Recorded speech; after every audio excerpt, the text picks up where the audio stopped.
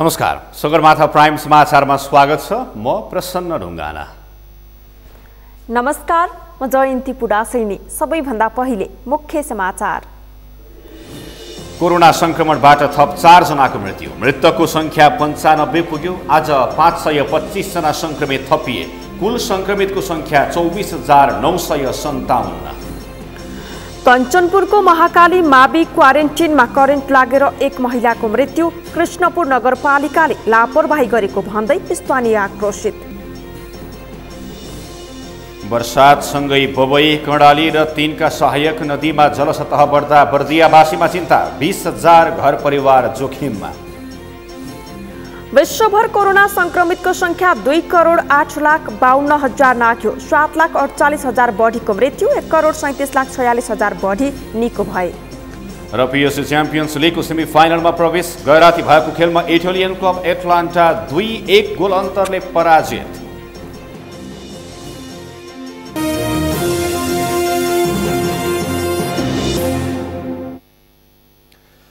Sagarmatha prime समाचार अब विस्तारमा। आज थप 4 जना मृतकमा कोरोना भाइरस संक्रमण पुष्टि भएसँगै नेपालमा कोरोनाबाट ज्यान गुमाउनेको संख्या 95 पुगेको छ। काठमाडौँ उपत्यकामा आज 127 संक्रमित थपिएसँगै देशैभरि थप 525 जनामा संक्रमण पुष्टि भएको छ। संक्रमित 109 जनाले कोरोना संक्रमणलाई जितेर घर फर्किएका छन्। समीक्षा आचार्यको रिपोर्ट। कोरोना संक्रमणका कारण बिहीबार थप 4 जनाको मृत्यु भएको स्वास्थ्य तथा जनसङ्ख्या मन्त्रालयले पुष्टि गरेको छ। यो सँगै नेपालमा कोरोना संक्रमणबाट मृत्यु हुनेको संख्या 95 पुगेको छ। मृतक 73 जना पुरुष र 22 जना महिला छन्। कोरोनाका कारण मृत्यु पुष्टि भएका महोत्तरी मतियानी नगरपालिका वडा नम्बर 5 का 45 वर्षीय पुरुष छन्, जसको रामजानकी अस्पतालमा निधन भएको छ। मृतक क्षयरोग तथा मधुमेहबाट ग्रसित थिए। धनुषा जिल्ला मिथिला नगरपालिका वडा नम्बर 7 ढल्केबरका 85 वर्षीय महिलाको पनि बीपी कोइराला स्वास्थ्य विज्ञान प्रतिष्ठानमा मृत्यु भएको छ। यस्तै अछामको रामरोशन गाउँपालिका वडा नम्बर 5 का 18 वर्षीय पुरुषको पाटन स्वास्थ्य विज्ञान प्रतिष्ठानमा मृत्यु भएको छ। मोरङ विराटनगर महानगरपालिका वडा नम्बर 3 का 57 वर्षीय पुरुषको कोशी अस्पतालमा निधन भएको छ। महोत्तरी जिल्ला मटिहानी नगरपालिका वडा नम्बर 6 निवासी 45 वर्षीय एक पुरुषको 2077 साउन 25 गते कोभिड-19 को कारणले रामजानकी अस्पतालमा दुःखद निधन भएको छ। निज क्षयरोग तथा मधुमेह रोगबाट ग्रसित हुनुहुन्थ्यो। धनुषा जिल्ला मिथिला नगरपालिका वडा नम्बर 7 ढल्केबर निवासी 85 वर्षीय महिलाको मिति 2077 साउन 28 गते कोभिड-19 को कारणले बीपी कोइराला स्वास्थ्य विज्ञान प्रतिष्ठान धरानमा दुःखद निधन भएको छ। अछाम जिल्ला रामारोशन गाउँपालिका वडा नम्बर 5 निवासी 18 वर्षीय एक पुरुषको मिति 2077 साउन 28 गते कोभिड-19 को कारणले पाटन स्वास्थ्य विज्ञान प्रतिष्ठान ललितपुरमा दुःखद निधन भएको छ। उहाँ मुटु रोगको बिरामी हुनुहुन्थ्यो। मोरङ जिल्ला विराटनगर महानगरपालिका वडा नम्बर 3 निवासी 57 वर्षीय एक पुरुषको मिति 2077 साउन 28 गते कोभिड-19 को कारणले कोशी अस्पताल विराटनगरमा दुःखद निधन भएको छ। उहाँ निज मधुमेह तथा उच्च रक्तचापको बिरामी हुनुहुन्थ्यो। यो सँगै निधन हुनेको संख्या 95 पुगेको छ। देशका विभिन्न प्रयोगशालामा पछिल्लो 24 घण्टामा गरिएको 9,869 पीसीआर परीक्षणमा 525 जनामा कोरोना संक्रमणको पुष्टि भएको छ। यो सँगै नेपालमा कुल संक्रमितको संख्या 24,957 पुगेको छ। बिहीबार नै 109 जना डिस्चार्ज भएर फर्किएका छन्। कोरोना जित्नेको कुल संख्या 16,837 पुगेको छ। क्वारेन्टिनमा रहनुभएका व्यक्तिहरूको संख्या 14,769 छ। कोभिड-19 संक्रमण मुक्त भई गत 24 घण्टामा डिस्चार्ज हुनेहरूमा जम्मा 109 जना हुनुहुन्छ र जम्मा 16,837 जना निको भई फर्किसक्नु भएको छ। त्यस्तै प्रदेश 1 मा 43 आइसियु बेड र 19 भेन्टिलेटर, प्रदेश 2 मा 45 आइसियु बेड र 17 भेन्टिलेटर कोरोना उपचारका लागि छुट्याइएको छ। बागमती प्रदेशमा 630 आइसियु बेड र 361 भेन्टिलेटर, गण्डकी प्रदेशमा 137 आइसियु बेड र 59 भेन्टिलेटर छुट्याइएको छ। प्रदेश 5 मा 29 आइसियु बेड र 13 भेन्टिलेटर छन् भने कर्णाली प्रदेशमा 40 आइसियु र 17 भेन्टिलेटर रहेका छन्। प्रदेश 5 मा 29 आइसियु बेड र 13 भेन्टिलेटर छन् भने कर्णाली प्रदेशमा 40 आइसियु र 17 भेन्टिलेटर। त्यस्तै सुदूरपश्चिम प्रदेशमा 18 आइसियु बेड र 10 भेन्टिलेटर छन्।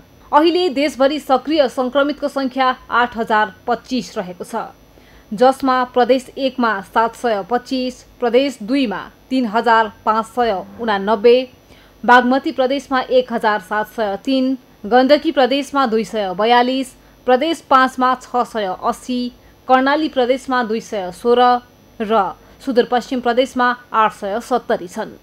सगरमाथा टेलिभिजनका लागि समीक्षा आचार्य, काठमाडौँ।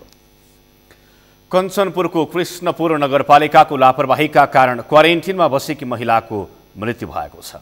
क्वारेन्टिनभित्रै महिलाको मृत्यु भएपछि स्थानीयले नगरपालिका घेराउ गरेर विरोध जनाएका छन्। स्थानीयले कृष्णपुर नगरपालिका वडा नम्बर 6 को कार्यालयमा तालाबन्दी गर्नुका साथै नगरपालिका कार्यालय घेराउ गरेका हुन्।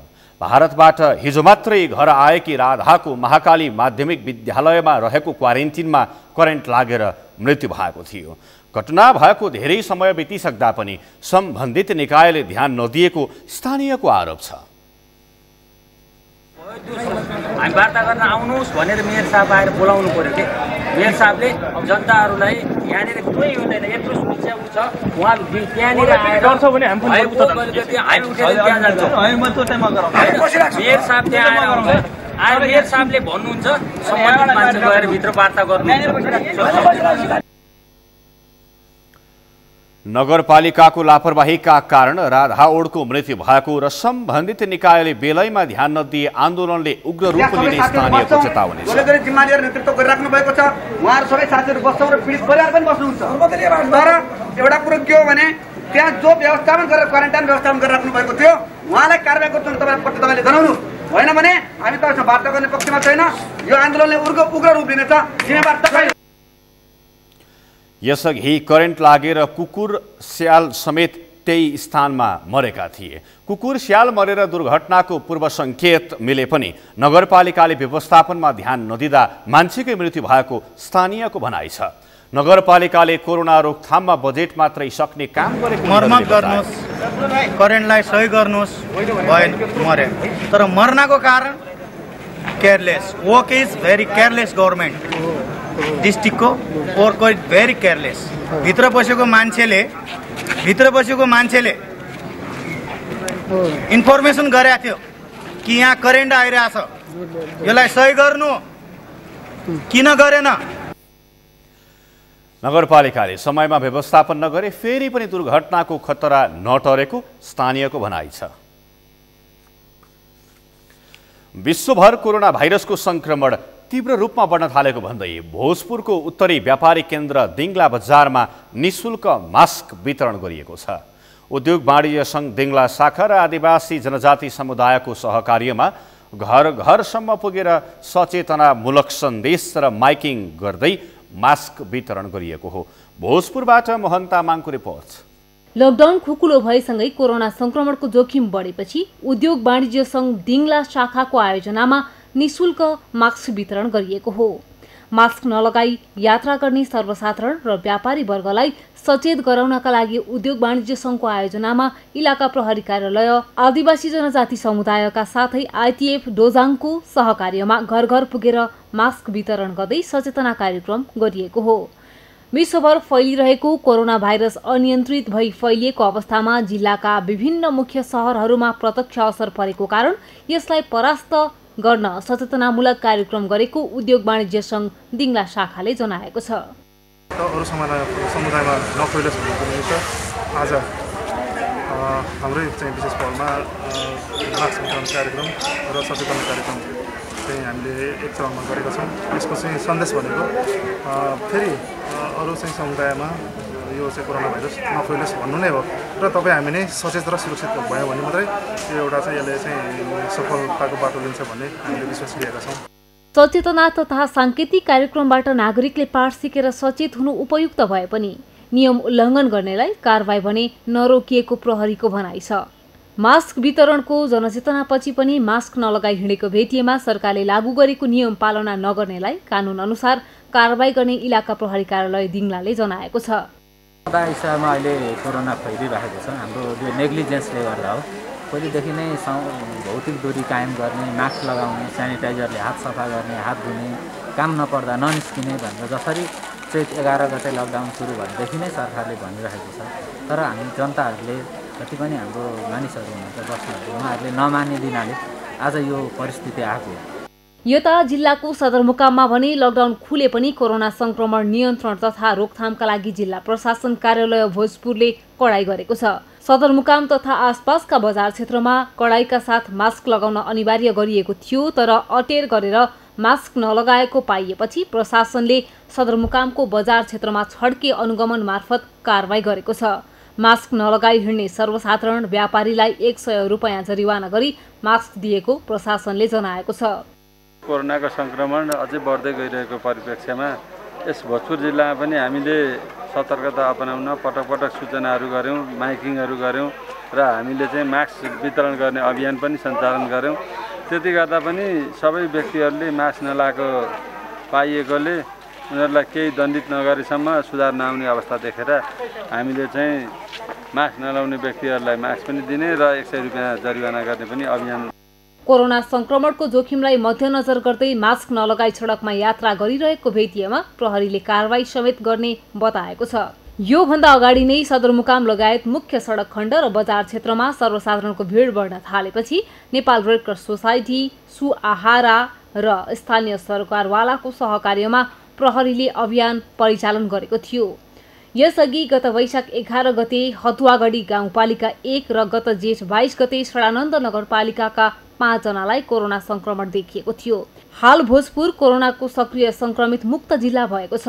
सगरमाथा टेलिभिजनका लागि भोजपुरबाट मोहन तामाङको रिपोर्ट। समुदायमा कोरोना संक्रमण बढेपछि मेचीनगर नगरपालिका 7 दिनका लागि लकडाउन गरिएको छ। गैराती 12 बजेदेखि भदौ 3 गतेसम्मका लागि मेचीनगरको पुरै भाग लकडाउन गरिएको मेचीनगर नगरपालिकाले जनाएको छ। नगरपालिकाका 5 जना समुदायका मानिसलाई कोरोना संक्रमण भएको पाइएपछि नगरपालिकाले लकडाउन गरेको हो। नगरपालिकाको निर्णय अनुसार नगरभित्रका अत्यावश्यक सेवा बाहेकका सबै प्रकारका उद्योग, व्यवसाय, सेवा, शैक्षिक संस्था, कार्यालय, व्यापार, होटल, पसल र सपिङ मल बन्द हुनेछन्। लकडाउनका कारण अत्यावश्यक र मालवाहक बाहेकका सबै सवारी साधन ठप्प बनाइएको छ। विशेष कार्यका लागि प्रयोग गरिने सवारी साधन नगरपालिकाले उपलब्ध गराएको पास लिएर मात्र चलाउन सकिनेछ। वित्तीय संस्थाहरूको हकमा नेपाल सरकारले तोकेको मापदण्ड बमोजिम सञ्चालन गर्न सकिने नगरपालिकाले जनाएको छ। धार्मिक, सांस्कृतिक र मृत्यु संस्कार लगायतका कार्यमा भिडभाड नगर्ने र मलामीमा अधिकतम 25 जना मात्र सहभागी हुन पाउने समेत नगरपालिकाले निर्णय गरेको छ। नगरपालिकाले अत्यावश्यक काममा मात्रै घर बाहिर निस्कन र आफ्नो घरभित्रै सुरक्षित रूपमा रहन समेत नगरवासीहरूमा अनुरोध गरेको छ। मेची नगरपालिकामा मात्रै समुदायका 5 सहित 100 जनामा कोरोना भाइरसको संक्रमण पुष्टि भएको छ। समुदाय स्तरमै कोरोना संक्रमण फैलिएपछि बुटवल उपमहानगरपालिकामा 1 हप्ते लकडाउन गरिएको छ। आज राति 12 बजेदेखि आगामी भदौ 5 गते राति 12 बजेसम्म लागू हुने बुटवल उपमहानगरपालिकाले जनाएको छ। बुटवल उपमहानगरपालिका भित्र विभिन्न ओडामा कोरोना संक्रमणको दर बढ्दै गएकाले भदौ 5 गतेसम्म पूर्ण लकडाउन गर्ने निर्णय गरिएको बुटवल उपमहानगरपालिकाका प्रमुख प्रशासकीय अधिकृत चक्रपाणी शर्माले बताउनुभयो। शर्माका अनुसार लकडाउनको अवधिमा खाद्यान्न पसलहरू बिहान 7 बजेदेखि 11 बजेसम्म मात्रै खुल्नेछन्। दूध डेरीहरू बिहान र बेलुका 5 बजेदेखि 7 बजेसम्म मात्रै खुल्न पाउने छन् भने लकडाउन अवधिभर सार्वजनिक र निजी सवारी साधन चलाउन बन्द गरिएको छ। तरकारी बोक्ने गाडीहरू पनि परिचय पत्र बोकेर मात्रै सञ्चालन गर्न पाइनेछ।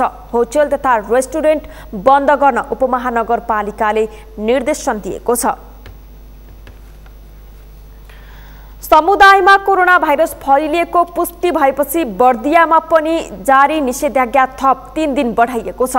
बिहीबार बसेको कोभिड-19 सङ्कट व्यवस्थापन केन्द्रको बैठकले समुदाय स्तरमा कोरोना फैलिएकाले थप बढ्न नदिन श्रावण 32 गतेसम्म गरिएको निषेधाज्ञा थप 3 दिन जारी राख्ने निर्णय गरेको हो। जिल्ला स्तरका बैंक कर्मचारी, जनप्रतिनिधि लगायत थुनुवामा समेत कोरोना पुष्टि भएपछि स्थानीय प्रशासनले साउन 25 देखि 29 गते मध्यरातसम्म जिल्लाभरि निषेधाज्ञा जारी गरेको थियो। बर्दियाका प्रमुख जिल्ला अधिकारी लीलाधर अधिकारीको संयोजकत्वमा जिल्ला कोभिड-19 सङ्कट व्यवस्थापन केन्द्रको बैठकले निषेधाज्ञा 3 दिन थप गरी साउन 32 गते मध्यरातसम्म बढाउने निर्णय गरेको सहायक प्रमुख जिल्ला अधिकारी गणेश विक्रम शाहले जानकारी दिनुभयो। बैठकले मुक्तिनाथ विकास बैंक गुलरिया र सिटिजन्स बैंक बढैया तालका केही कर्मचारीमा कोरोना देखिएकोले दुवै बैंकमा कार्यरत कर्मचारीहरूको तत्काल PCR परीक्षण गराउने र त्यसको नतिजा प्राप्त नहुँदासम्म सिल गर्ने निर्णय गरेको जिल्ला प्रशासन कार्यालय बर्दियाले जनाएको छ। त्यस्तै हिन्दू नारीहरूको महान पर्व हरितालिका तीज समेत आफ्नै घरभित्र रही स्वास्थ्यका मापदण्ड पालना गरेर मनाउन अनुरोध गर्ने निर्णय भएको छ। निषेधाज्ञा जारी गरिएको 5 दिनको अवधिमा 1387 जनाको स्वाब परीक्षण गरिएको छ, जसमध्ये 660 जनाको नतिजा आउन बाँकी छ। बर्दियामा PCR विधिबाट 7087 र आरडिटीबाट 13047 गरी 20134 जनाको कोभिड परीक्षण गरिएको छ, जसमा 269 जनाको नतिजा पोजिटिभ आएको छ। जनस्वास्थ्य कार्यालय बर्दियाको तथ्याङ्क अनुसार बर्दियामा 232 जनाले कोरोना जितेका छन्। सक्रिय संक्रमित 37 जना विभिन्न आइसोलेसनमा छन्। पछिल्लो समय PCR परीक्षणलाई जिल्लामा तीव्रता दिएको छ।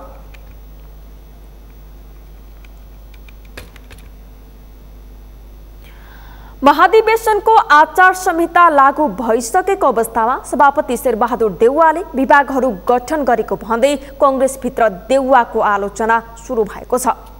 सभापति देउवाले विधान मिचेर विभागहरू गठन गरेको भन्दै महाधिवेशन प्रभावित पार्न खोजेको आरोप समेत नेताहरूले लगाएका छन्। अमृत राज काफ्लेको रिपोर्ट। आगामी फागुनमा हुने भनिएको नेपाली काङ्ग्रेसको महाधिवेशनको आचार संहिता समेत उल्लङ्घन गर्दै काङ्ग्रेस सभापति शेरबहादुर देउवाले विभागहरू गठन गरेको भन्दै आलोचना सुरु भएको छ। वरिष्ठ नेता रामचन्द्र पौडेल समूहले विधान मिचेका विषयमा सभापति देउवालाई भेटेर लिखित असहमति पत्र बुझाएको भए पनि सभापति देउवाले भने विधान मिच्ने क्रम निरन्तर गरेको भन्दै पौडेलले असन्तुष्टि जनाएका छन्। हामीले बारम्बार पार्टीलाई विधानमा ल्याउन पार्टी सभापतिलाई ध्यानाकर्षण हामीले पटक पटक गर्दै आयौँ, तर यहाँ नेपाली काङ्ग्रेसभित्र कस्तो भएछ भने विधान मिच्नु बहादुरी होइन। हाम्रो सभापतिजीलाई त्यस्तो लाग्छ कि विधान मैले जति मिच्न सकेँ म त्यति बलवान सभापति ठहर्छु भन्ने उहाँको मानसिकता जस्तो मलाई लाग्छ होइन। त्यसले गर्दाखेरिमा यो पार्टी डेमोक्रेटिक पार्टी नै जाने हो कि होइन भन्ने खतरातिर जान लाग्यो भनेर हामी चिन्तित भएको हो। पार्टीको महाधिवेशन समयमै गर्न नसके पार्टी सङ्कट सुरु हुने देउवा इतरका नेताहरूको भनाइ छ। अहिले फेरि पनि सभापतिले महाधिवेशनको मिति सार्ने बहाना खोजेको आशंका समेत काङ्ग्रेसभित्र सुरु भएको छ। फागुन 7 गतिका लागि मिति तोकेर महाधिवेशनको तयारी समेत सुरु भएकोले अहिलेदेखि नै आचार संहिता सबैलाई लाग्नुपर्ने देउवा इतरका नेताहरूको भनाइ छ। आखिरमा अहिले चाहिँ आएर अन्तिम घडीमा आएर ल अब चाहिँ सकिएन चुनाव गर्न भनेर नभएको असाधारण परिस्थितिलाई असाधारण भनेर त्यो बेलामा म्याद थपियो पार्टीको 4 वर्षको म्याद। अब अहिले असाधारण आइरहेको छ बरु होइन। त्यो बेलामा साधारण अवस्था थियो। त्यो बेलामा त वास्तवमा असाधारण त के थियो, मेरो त्यतिखेरै भनाइ थियो कि समयमा अधिवेशन गर्नको लागि असाधारण छ, किनभने पछि चाहिँ स्थानीय चुनावहरूको चुनाव आउँछ, पार्टीलाई सङ्कट पर्छ, त्यस भएर समयमा अधिवेशन सकौँ भनेर भन्दै 4 वर्ष बिताइयो। 4 वर्ष बिताइसकेपछि अब 4 वर्षसम्म चाहिँ कुनै काम गरेर बस्नु परेन, कुनै कमिटी विधान पनि के अरे विभाग पनि बनाउनु परेन। पार्टीमा विधान मिचेको विषयलाई गम्भीरतापूर्वक उठाउँदै जाने र महाधिवेशनबाट सभापति देउवाको विकल्प खोज्ने पौडेल पक्षको तयारी छ। काङ्ग्रेसको आगामी महाधिवेशन केन्द्रित गतिविधि सुरु भइसकेको भए पनि अहिलेसम्म भने कसैले पनि सभापतिको उम्मेदवारी घोषणा गरिसकेका छैनन्। सगरमाथा टेलिभिजनका लागि क्यामेरामा सुरेन्द्र राउतका साथमा अमृत राज काफले काठमाडौँ। सगरमाथा प्राइम समाचारमा एकैछिन विश्रामपछि वर्षातसँगै बबई कर्णाली र तीनका सहायक नदीमा जलसतह बढ्दा बर्दियावासीमा चिन्ता, 20,000 घर परिवार जोखिममा। प्रहरीको खोजी सूचीमा रहेका इल्ताफ हुसेन अन्सारी बाराबाट पक्राउ, नक्कली सुन चाँदी र भारतीय रुपैयाँ कारोबारमा संलग्न भएको अभियोग। र विश्वभर कोरोना संक्रमितको संख्या 2,08,52,000 नाग्यो, 7,48,000 बढीको मृत्यु, 1,37,46,000 बढी निको भए।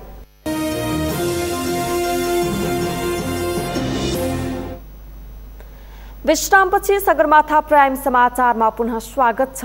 अब बाँकी समाचार। कोरोना भाइरसको संक्रमण बढेपछि पछिल्लो एक साता भेटघाट समेत बन्द भएको नेकपा अध्यक्षद्वय केपी ओली र पुष्पकमल दाहाल बीच आज छलफल भएको छ। बालुवाटारमा 3 घण्टा बढी भएको छलफल आन्तरिक विवाद समाधान उन्मुख देखिएको बताइएको छ। दुई अध्यक्ष बीचको छलफल विवादको समाधान उन्मुख भएको दाहालका प्रेस संयोजक विष्णु सापकोटाले जानकारी दिनुभयो। पार्टीको नीति र विधि विपरीत सरकार चलेको, एकलौटी गरेको, देश र जनताको पक्षमा सरकारले काम गर्न नसकेको लगायतका आरोप लगाउँदै प्रधानमन्त्री केपी ओली खेमा बाहेकका नेताहरूले ओलीको राजीनामा माग गरेका थिए। बरु पार्टी फुटाउने तर दुवै पदबाट राजीनामा नदिने अडान ओलीले लिएपछि अध्यक्ष दाहाल र माधव कुमार नेपाल पक्ष लचिलो बनेको बुझिएको छ। सहमतिका लागि प्रधानमन्त्री ओलीले प्रस्ताव ल्याएमा त्यसमाथि छलफल गरेर सर्वसम्मत ढङ्गले अहिले उठेका सवालहरूलाई सम्बोधन गर्दै स्थायी कमिटी बैठकबाट निर्णय गर्न सकिने ठाउँमा दाहाल र नेपाल पक्ष पुगेको छ।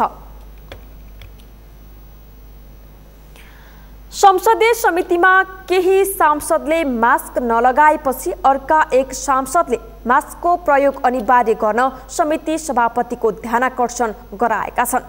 सिंहदरबारमा आज बसेको राष्ट्रिय सभा अन्तर्गतको विधायन व्यवस्थापन समितिमा सांसद जितेन्द्र नारायण देवले समिति बैठकमा बस्दा मास्क अनिवार्य गर्न सभापति परशुराम मेघी गुरुङको ध्यानाकर्षण गराएका हुन्।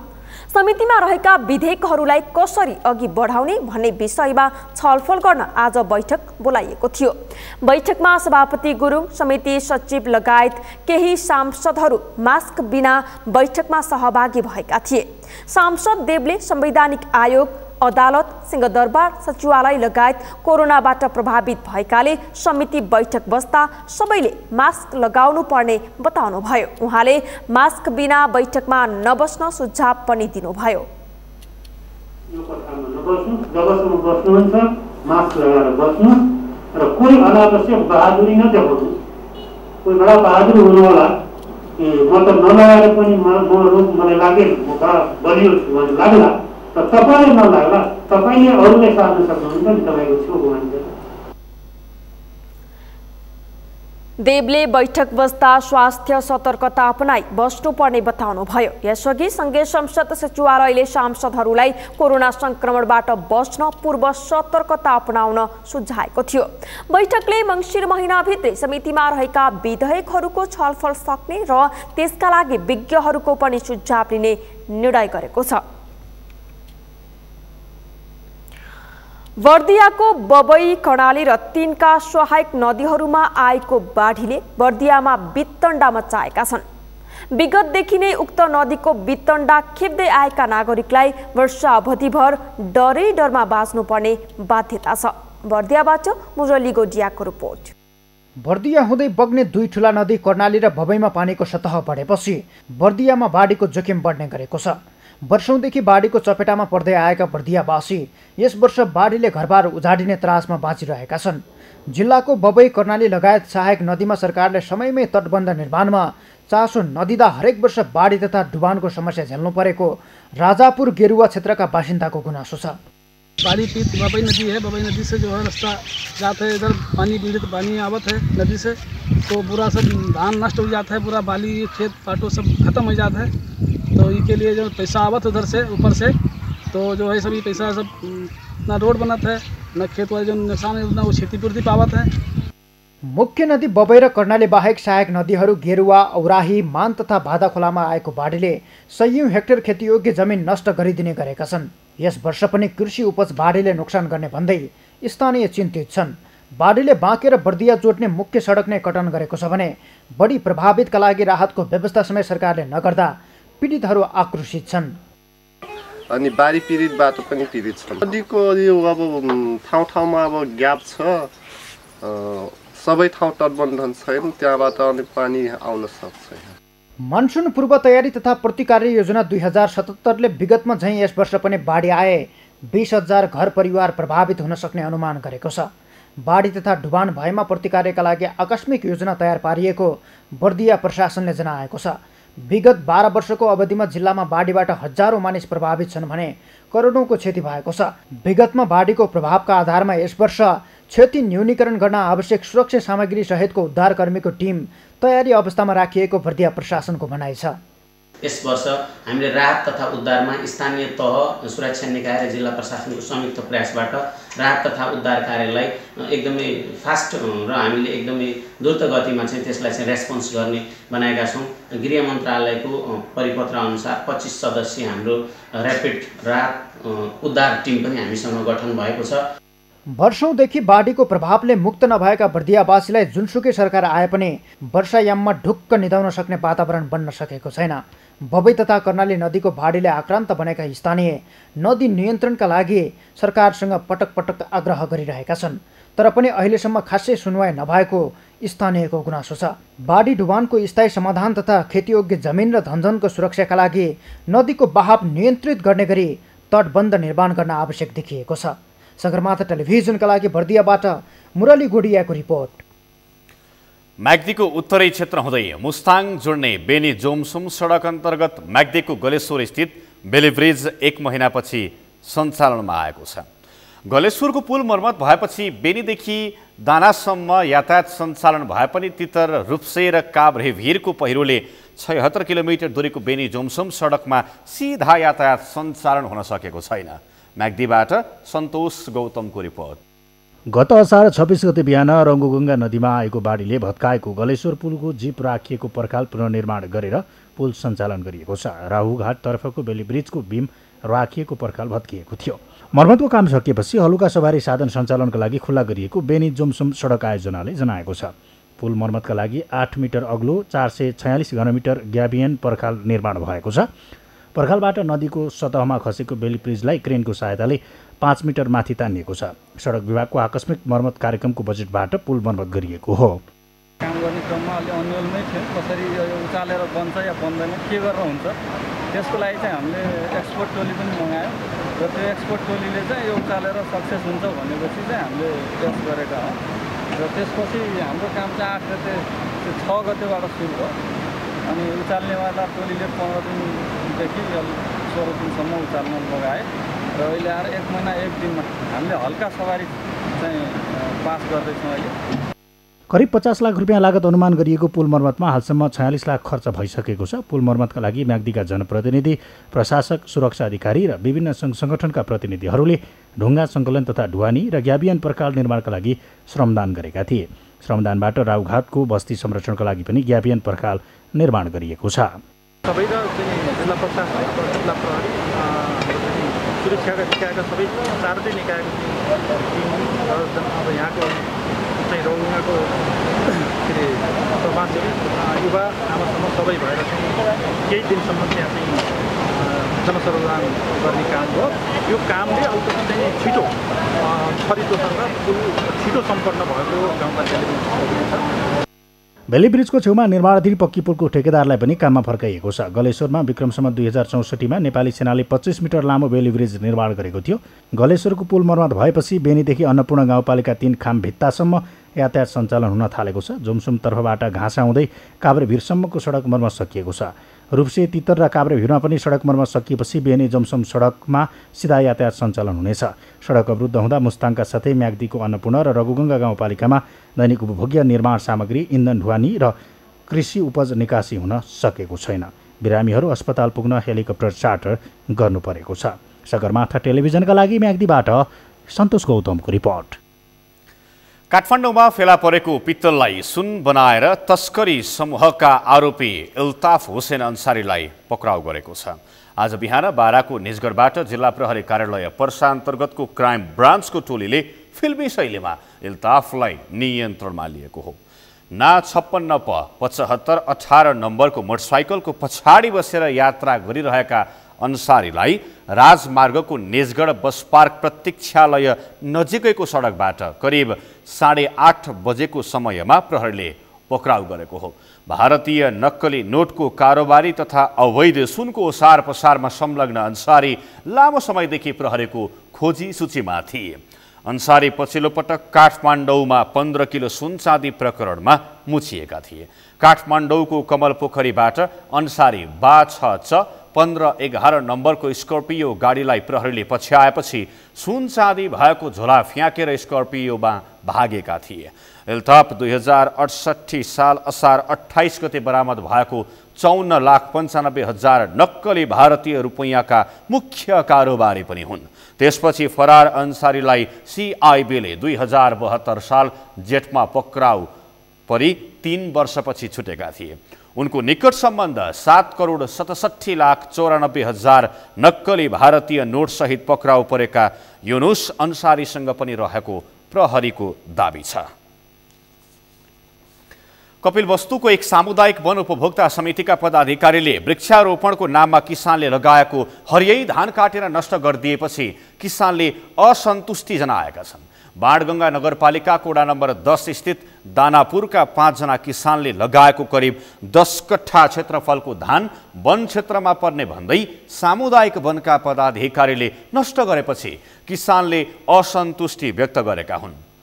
जनमबेर्थी सामुदायिक वन उपभोक्ता समितिका पदाधिकारी र ठूलो ठेकहीका स्थानीयले सुकुम्बासी बस्तीमा रहेको खेतीयोग्य जमिनमा लगाएको धान नष्ट गरिदिएका हुन्। वनका दक्ष लक्ष्मी थारू र सचिव श्याम थारूको अगुवाईमा ठूलो ठेकहीका करिब 150 जना स्थानीय गई खेतमा लगाएको धानबाली काटिदिएको स्थानीयले बताएका छन्।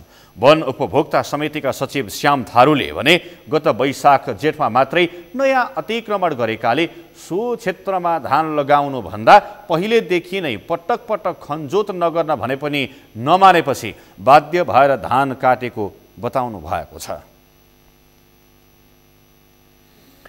बाराको निजगढमा बन्ने दोस्रो अन्तर्राष्ट्रिय विमानस्थलका लागि त्यस क्षेत्रभित्र पर्ने रुखको नम्बरिङ तथा ट्यागिङको काम सुरु भएको छ। संघीय सरकारको निर्णय र प्रदेश सरकारको निर्देशनमा पहिलो चरणमा 1900 हेक्टर क्षेत्रफलका रुख बिरुवाका ट्यागिङ तथा नम्बरिङको काम सुरु भएको हो। डिभिजन वन कार्यालय मार्फत यो काम सुरु भएसँगै विमानस्थल निर्माण हुने आशा बलियो बन्दै गएको छ। बाराबाट जितलाल श्रेष्ठको रिपोर्ट। बाराको निजगढमा बन्ने दोस्रो अन्तर्राष्ट्रिय विमानस्थल क्षेत्रभित्र रहेका रुख बिरुवामा नम्बरिङ ट्र्यागिङ कार्य सुरु भएको छ। वन तथा भूसंरक्षण विभाग काठमाडौँले विमानस्थल क्षेत्रभित्र पर्ने रुख बिरुवाको लगत पेश गर्न डिभिजन वन कार्यालय बारालाई निर्देशन दिएसँगै प्रदेश नम्बर 2 को उद्योग पर्यटन वन तथा वातावरण मन्त्रालय अन्तर्गत वन निर्देशनालयले सोही अनुरूप निर्देशन दिएको हो। दुवैतर्फको निर्देशनपछि प्रदेश अन्तर्गत रहेको डिभिजन वन कार्यालय बारालाई रुख बिरुवामा नम्बरिङ ट्र्यागिङ सुरु गरेको हो। तपाईको रुख र पोलको नम्बरिङ कार्यको लागि 4 वटा टोली, जसमा 1 जना वन प्राविधिक र 4 जना स्थानीय लेबर गरेर 4-4 जनाको दरले 16 जना लेबर र 4 जना वन प्राविधिक 20 जनाको टोली चाहिँ प्रत्येक दिन बिहानदेखि बेलुकासम्म यसमा रुख पोलको लगत नम्बरिङ लिने काममा खटेको छ। रुख र पोलको सङ्ख्या कति छ, त्यसबाट कुन कुन जातको कति छ र त्यसबाट कति काठ दाउराको परिणाम आउँछ भनेर हामीले एनालाइसिस गरेर त्यसका रिपोर्ट बनाएर एवं रूपले 12 वटै युनिटमा हामीले चाहिँ काम गर्छौँ र त्यसको रिपोर्ट चाहिँ हामीले प्रदेश मन्त्रालय र वन तथा भूसंरक्षण विभागलाई पठाउँछौँ। दोस्रो अन्तर्राष्ट्रिय विमानस्थल आयोजना कार्यालयले गत आर्थिक वर्ष 2076-77 मा पेशकी स्वरूप डिभिजन वन कार्यालय बारालाई 45 लाख रुपियाँ उपलब्ध गराएको छ। विमानस्थल निर्माणका लागि चाहिने 11,875 बिघा क्षेत्रफल मध्ये पहिलो चरणका लागि 1900 हेक्टर अर्थात् 2,850 बिघा वन क्षेत्रमा नम्बरिङ र ट्र्यागिङ सुरु गरिएको हो। 1900 हेक्टर क्षेत्रफलमा सुरु गरिएको नम्बरिङ तथा ट्र्यागिङका लागि 1 वर्ष लाग्ने र त्यसका लागि 2,75 लाख रकम खर्च हुने वन डिभिजन कार्यालयको अनुमान छ। विमानस्थल निर्माणका लागि रुख कटान गर्नुपर्ने भएपछि वातावरण विज्ञको समूहले अदालतमा रिट दायर गरेका थिए। यहाँ चाहिँ एयरपोर्ट बनाउने र यहाँको रुख काट्ने भन्ने कुरा भएपछि भोलि चाहिँ यही तथ्याङ्कको आधारमा यही हामीले लगाएको नम्बरिङको आधारमा भोलि मन्त्री परिषदलाई चाहिँ यसको रुख पोल काट्ने कुरालाई डिसिजन गर्नलाई यसले चाहिँ सजिलो गर्न सक्छ र हामीले यो अनुमानित भरमा लिएको तपाईको तथ्याङ्कलाई चाहिँ हामीले अहिले चाहिँ एक्चुअल के हो भन्ने कुरा चाहिँ हामीले बाहिर ल्याउन सक्छौँ। त्यसको लागि यो चाहिँ रुख पोलको नम्बरिङ भएको हुनुपर्छ जस्तो लाग्छ मलाई। विमानस्थल क्षेत्रको 4 किल्लाभित्र रहेका रुख बिरुवामा नम्बरिङ ट्र्यागिङ कार्य सुरु गरिएसँगै विमानस्थल बन्ने आशा जागेको छ। हालसम्म विमानस्थल निर्माण गरिनु पूर्वको तयारीका लागि 67 करोडभन्दा बढी रकम खर्च भइसकेको छ। विमानस्थलको 4 किल्ला घेर्न 54 किलोमिटर लम्बाइ तारबार सम्पन्न गर्न 4 करोड 43 लाख खर्च भइसकेको छ भने 65 बिघा 15 कट्ठा जग्गा मुआवजाका लागि 43 करोड 64 लाख वितरण गरिसकिएको छ। यो लकडाउनको बेलामा पनि पसाहा खोलामा रिभर ट्रेनिङको काम भइराखेको छ। फेन्सिङको काम हामीले सकिसक्यो। अब डिसिजन लेभलमा छ, डिसिजन भइसकेको छैन, तर होमवर्क भइसकेर हामीले के गर्न सकिन्छ हैन अप्सनहरू पनि त्यहाँ स्टडी भएर माथिल्लो निकायमा पुगिसकेको छ। अब निर्णय भइसकेपछि मात्रै हामीले भन्न मिल्छ। कोरियन कम्पनीले विमानस्थल क्षेत्रभित्र सुविधा सम्पन्न होटेलसँगै स्मार्ट सिटी सहितको अन्तर्राष्ट्रिय विमानस्थलको मोडेल तयार पार्दै ठूलो परिमाणमा रुख मास्न पर्ने गरी डिपिआर तयार पारेको छ। सोही मोडेल अनुसार वातावरणीय प्रभाव अध्ययन प्रतिवेदनले 24 लाख रुख काटिने तथ्याङ्क बाहिर ल्याएसँगै ठूलो परिमाणमा रुख मासेर विमानस्थल बनाउन नहुने भन्दै वातावरण विज्ञले विरोध गर्दै आएका छन्। विमानस्थल निर्माणका लागि बीच भागमा रहेको टागिया बस्तीको स्थानान्तरण प्रमुख चुनौती हो, जसमा 731 बिघा 14 कट्ठामा 1476 घर परिवारका करिब 8000 मानिस बसोबास गर्दै आएका छन्। विमानस्थल निर्माणले सोझै अन्य मुलुकसँग नेपालको अन्तर्राष्ट्रिय सम्बन्ध विस्तारित गर्नुका साथै काठमाडौँको एकमात्र विमानस्थलको हवाई ट्राफिक व्यवस्थापित गर्ने अपेक्षा गरिएको छ। सगरमाथा टेलिभिजनका लागि बाराबाट जितलाल श्रेष्ठको रिपोर्ट। बाटो फेरिदा बटुवाहरू घटे, बटुवा घट्दा चौतारो एक्लियो। यात्रामा रहेका मानिसहरूको थकाइ मार्ने चौतारी हिजो आज यही कारण बिरानो बन्दै गएको छ।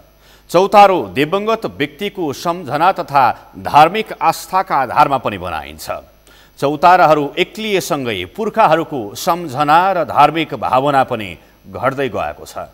विकासको नाममा गाउँ गाउँमा सडक जोडिने क्रम बढेसँगै बाटो छेउका चौताराहरू एक्लिन परेको हो। यसबाट पुरातात्विक सम्पदा बिरानो, पुरानो र जीर्ण बन्दै ऐतिहासिक महत्त्व समेत हराउने सम्भावना बढेको छ। भोजपुरबाट मोहन तामाङको रिपोर्ट। दिवंगत भएका मानिसको सम्झनामा उसको वंशावलीमा इतिहास कुँदेर बनाइने चौताराले गाउँघरमा निकै महत्त्व राख्ने गरेको छ। दशकसम्म गाउँका हरेक गलीको 40-50 मिटरदेखि अलिकति टाढा टाढा पनि चौतारा भेटिने गरेका थिए। गाउँका मानिसहरू घाँस दाउरा, गोठाला, मेलापात आउँदा जाँदा होस् वा टाढा टाढाका यात्रामा हुँदा पैदल यात्राको थकान मेटाउने बिसौनी चौतारी नै हुने गरेका थिए। चौतारीमा कहिले भरियाहरू भारी बिसाइरहेका त कहिले बिहेका जन्तीहरू सगुन पिउनेदेखि मलामीहरूको खाजा खाने ठाउँ पनि तिनै चौतारी हुने गरेका थिए। सबैको दुःख सुख बिसाउनेदेखि माया पिरती गाँस्ने उद्गम बनेका चौतारी अहिले भने सङ्कटमा छन्। विकासको नाममा जताततै डोजर चल्न थालेपछि ती पुरातात्विक सम्पदा धराशायी बन्न थालेका हुन्। धेरै चौतारीहरूको नामोनिशाना मेटिएको छ भने कतिपय जोखिममा रहेका चौतारीको प्रयोग समेत पहिलेभन्दा घटेको छ। तथापि धार्मिक तथा ऐतिहासिक महत्त्वको चौतारीको महत्त्व अहिले पनि हराइसकेको भने छैन। दिवंगत व्यक्तिको वंश इतिहास समेट्ने शिलालेखन र ढुङ्गाको वास्तुकलाले ऐतिहासिक महत्त्व राख्दछ। त्यसैले पुस्तौं पुस्तासम्म चौतारीको अपरिहार्यता रहने पुराना पुस्ताका मानिसहरूको बुझाइ छ। सानो बाटो थियो, बाटोमा हामी चौतारा लगाउँथ्यौँ, त्यो बाटोहरूलाई अहिले भत्केर गयो, त्यसलाई हामी युज गर्दैनौँ। नगरपछि अहिले हामीलाई किनभने चौतारा भनेको चाहिँ अब हामीलाई क्षमा चाहिने कुरो हो। यसको लागि हामीले अलिक ठुलो ठाउँमा बनाउनु भनेर सोचेर त्यो काम गरियो। साइट मिलाएर लगाउँदाखेरि भविष्यको लागि राम्रो हुन्छ। प्रमाण खोज्नको लागि यो चौतारा बनाइएको छ। भोलि वंशावली निकाल्ने कुरोमा, ऐतिहासिक कुरोहरू निकाल्ने कुरोमा हेर्दाखेरि काहीँ कुरो हेर्नु पर्दैन। यही चौतारा आएर हेऱ्यो भने एउटा प्रमाण यो चौताराले दिन सक्छ। किराँती मुन्धुम संस्कृतिमा विशेष महत्त्व राख्ने चौतारालाई किराँत राई वान्तवा भाषामा ठेटवालुङ भनिन्छ। प्राचीन किराँती वंशावली मध्य खाबु नाम गरेको व्यक्तिबाट चौतारी संस्कारको विकास भएको संस्कृतिविदहरू मान्दछन्। पृथक तरिकाबाट आफ्ना पूर्वजको नाम राखेर किराँत राई जातिहरूको मुन्धुम अभिलेख राख्नु नै चौतारीको प्रमुख महत्त्व हो, जसको उपयोगिता पनि मानिसहरूका लागि सुविधा प्रदान गर्नु हो। यो अभिलेख राख्ने परम्पराले भावी पुस्ताहरूले पनि कागजमा नलेखिकन हिजोभन्दा अगाडिको के भन्दा मुद्दुमी अभिलेख अलिखित हो, तर यो चौतारा या ठेटवालुङमा लेखिएको चाहिँ यो के भन्दा शिला लेखन कार्य किराँत राई जातिहरू चाहिँ गर्दै आएको पाइन्छ। भौतिक विकासले फड्को मारेर गाउँ गाउँमा सडक पुगेसँगै गाउँघरका पुराना सम्पदाहरू मासिने क्रम बढेको छ। तर पनि ऐतिहासिक प्रमाणलाई जगेर्ना गर्ने र गाउँघरको मौलिकतालाई यथावत राख्ने चौतारीको संरक्षण सम्वर्धन गर्नुपर्ने मत भने कमजोर भएको छैन। तर इतिहास र मौलिकतालाई पुस्तान्तरण गर्ने चौताराप्रति युवा पुस्ताको लगाव नहुँदा पनि चौताराको अस्तित्व सङ्कटमा पर्ने हो कि भन्ने चिन्ता घट्न सकेको छैन। सगरमाथा टेलिभिजनका लागि भोजपुरबाट मोहन तामाङको रिपोर्ट। सगरमाथा प्राइम समाचारमा फेरि एकैछिन विश्रामपछि। विश्वभर कोरोना संक्रमितको संख्या 2,08,52,000 नाग्यो, 7,48,000 बढीको मृत्यु। र पिएससी च्याम्पियन्स लिगको सेमिफाइनलमा प्रवेश गैराती भएको खेलमा इटालियन क्लब एटलान्टा 2-1 गोल अन्तरले पराजित।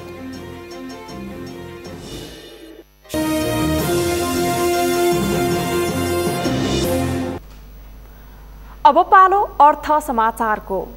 अर्थ समाचारका प्रायोजक हो आफ्नो विश्वास हो त्रिशक्ति सिमेन्ट। बाँकेका कृषकहरू पछिल्लो समय परम्परागत खेती छोडेर व्यावसायिक खेतीतर्फ आकर्षित भएका छन्। सामूहिक खेती मार्फत आधुनिक खेती गरिरहेका बैजनाथ गाउँपालिका 8 टिटोरियाका कृषकहरूले सामूहिक बनाएर खेती किसानी गर्न थालेपछि व्यावसायिक खेती मार्फत लाभ समेत लिन थालेका छन्। बाँकेबाट मधु पौडेलको रिपोर्ट।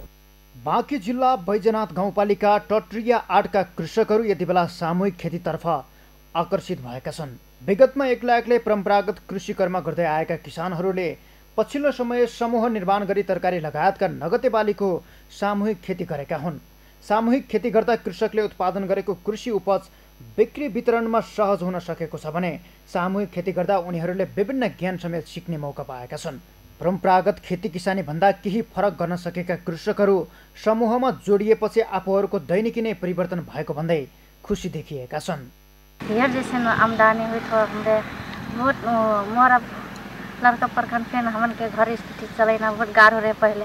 आजकल टीटा तरकारी अनि कृषि सब चीज वही अनुसार कह के आजकल मोर घर चलेना बहुत मजा से चलता है। लामो समयदेखि कृषि पेसामा लागेकाहरूले परम्परागत खेती प्रणालीलाई चटक्कै भुल्न भने सकेका छैनन्। सामूहिक आधुनिक खेतीसँगै आफ्ना मौलिक खेती गर्ने तरिकालाई छाड्न नसकिने समूहमा रहेर व्यावसायिक कृषि कर्म गरिरहेका कृषकहरूको भनाइ छ। वही 12 कट्ठई 14 कट्ठई और 6 कट्ठई अभी घर के पार कई कट्ठा बखरबा में नहीं जमी। अब का अठे अब बोरी करेला ते अभी अठे और आगी बोरी फरटा हिंदी करेला सब कुछ लगाई थी हमरे के उहित गाडी आटले हेलन से आट कोलपुर से आट कृषि मन से आट। अहिले स्थानीय गाउँपालिकामा किसान 2 परियोजनाले गाउँका कृषकहरूलाई समूह निर्माण गरेर कृषि तालिम दिने सहितका काम गरिरहेको भए पनि यो काम स्थानीय निकायबाट हुन आवश्यक देखिएको छ। किसानको खेतमै गएर सिकाउने गर्छौँ। एकदम प्र्याक्टिकली रूपमा देखाएर त्यो डेमोको रूपमा दिन्छ। पहिला गराउँछौँ जस्तै नयाँ अब आछ भनेपछि नयाँ प्रविधिलाई डेमोमा देखाउँछौँ एकजनाको बारीमा। त्यसपछि त्यही प्रविधिलाई राम्रो भयो भने सबैजनाको बारीमा देखाउने गर्छौँ। प्रोजेक्ट भनेको 2 वर्षको मात्रै हुन्छ। 2 वर्षमा गरेर जति गर्न सिकाउन सक्छौँ त्यति सिकाउँछौँ। फेरि किसानहरू पछि गर्छन् कि नै त्यसको लागि चाहिँ अब स्थानीय अब वाडा कार्यालयमा भयो भने झन् राम्रो हुन्छ। किनकि अब त्यो जहिले पनि हुनसक्छ मतलब धेरै वर्षको लागि हुन्छ नि त।